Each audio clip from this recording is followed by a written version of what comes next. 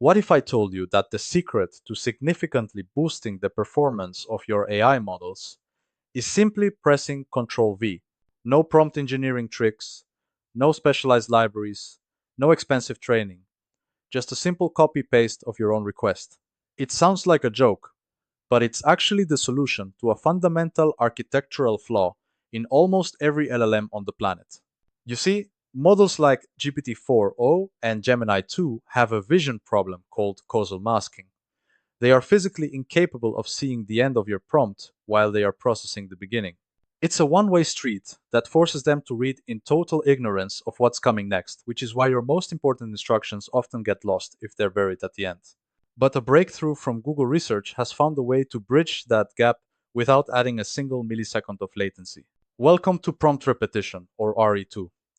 In this video, we're diving into the paper that proves why saying it twice is actually a masterclass in attention engineering.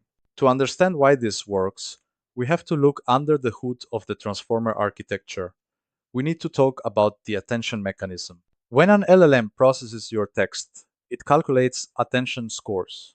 Basically, every word looks at every other word to figure out context.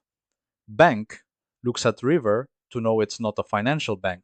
But there is a strict rule for standard LLMs, the Causal Mask. Imagine a giant grid, a matrix. In a perfect world, every word runs along the top and the side, and they can all see each other. But in GPT or Gemini, this matrix is triangular. Token number 1 can only see itself. Token number 2 can see 1 and 2. Token number 50 can see tokens 1 through 50. But token number 1 can never see token number 50. It is physically impossible in the architecture. This creates a triangular prison. If your prompt has the most important instruction at the very end, say, answer this question in JSON format, the tokens at the beginning of the prompt never saw that instruction when they were being processed. Their internal representation was formed in ignorance of the final goal. The paper calls this the options first problem. Imagine I give you 50 pages of legal documents and then ask, does this violate the tenant agreement? As the model reads, page 1, is it looking for tenant agreement violations? No, it doesn't know the question yet. It's just compressing the text generally. By the time it sees the question, the nuance of page 1 is lost in the compression. So, the researchers, Yaniv Leviathan and his team at Google, proposed prompt repetition, or RE2. Input equals query plus query. Let's trace the attention matrix now. We paste the text twice. Let's call them copy A and copy B. Copy A is processed normally. It suffers from the triangular prison. The beginning doesn't know the end. The representations are weak. However, look at copy B. Because copy B comes after copy A, every single token in copy B can attend to every single token in copy A. The first word of copy B can see the last word of copy A. It's a hack that simulates bidirectional attention. Effectively, copy A becomes a read-only memory or a virtual scratchpad. The model reads the prompt once to load it into its context window. Then it reads it again, but this time it has full visibility of the entire structure. When it processes the legal documents in copy B, it already knows the question from the end of copy A. It can heavily attend to the specific sentences about tenant agreements. It is a mechanically simple way to convert a causal model into a bidirectional processor for the duration of the prompt. The results are not just good, they are consistent across almost every domain. They tested 7 models like Gemini 2, GPT-4o, Claude 3.7, and DeepSeek v 3-on-7 benchmarks. Let's look at the breakdown. First, the needle in a haystack test, known as name index. This is the most dramatic proof. The model has to find a specific name in a list directly. Without repetition, Gemini 2 flashlight scored 21.3%.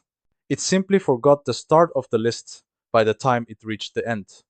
With repetition, 97.3%. It fixed the memory and attention drift completely. Second, general knowledge with MMLU Pro. This is a hard benchmark. Multiple choice, complex reasonings. Standard improvements in AI are usually 1 or 2%. Prompt repetition yielded consistent gains across the board, especially in options-first scenarios, where the question comes last. For DeepSeek 5.3, they saw improvements that effectively jumped the model a generation ahead in performance on specific retrieval tasks. Third, math and reasoning. Even in math, where you might think reading twice doesn't help calculation, it did. Why? Because math word problems often bury the actual variable definitions in the text. Reading it twice ensures the model doesn't hallucinate a number. Across 70 different experimental setups, RE2 won 47 times.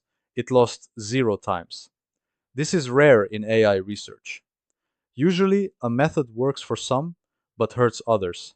This method appears to be purely additive. But RE2 is input-based repetition. And this is where the economics come in. In chain of thought techniques, you pay for output tokens. It's slow. It generates strictly sequentially. With RE2, you pay for input tokens. It's fast. Input tokens are processed in parallel. You can feed 10,000 tokens of input in the same time it takes to generate 50 tokens of output. So RE2 gives you the attention benefits of thinking without the latency tax of generating thoughts. For high-speed applications like chatbots, customer service agents, or real-time translations, RE2 is a game changer. You can't afford to wait 5 seconds for the model to think, but you can afford to paste the prompt twice, which takes 10 milliseconds. Of course, the scientists didn't stop at just repeating it once. They asked the obvious follow-up. If twice is good, is 3 times better? They tested prompt repetition times 3, and yes, it actually worked better for some ultra-hard tasks. On that name index task we mentioned, 3 times repetition drove accuracy even higher for the stubborn models. But for general tasks, 1 repetition seems to be the sweet spot where you get maximum gain for minimum input cost.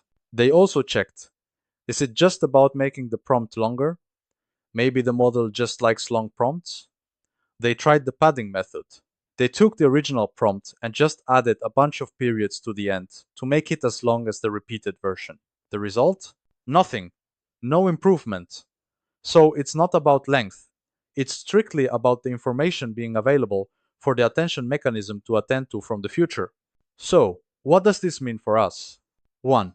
If you're building retrieval augmented generation systems, you often shove a bunch of context into a prompt and ask a question. You stick the question at the end. If your model is missing details, try repeating the context. It might just fix your retrieval issues instantly. 2. The human element. It's humbling. We treat these models like people. We say please and think carefully, but fundamentally they are mathematical machines. Sometimes, the solution isn't to be more polite, it's to exploit the math. Repeating the signal overcomes the noise. We are entering an era where prompt engineering is becoming less about whispering to the AI and more about attention engineering, structuring our data so the model physically can't miss it. This paper is titled Prompt Repetition Improves Non-Reasoning LLMs. It's a must-read. Go try it. Open your favorite LLM right now, find the prompt where it fails, paste it twice, and let me know in the comments if it worked. Thanks for watching.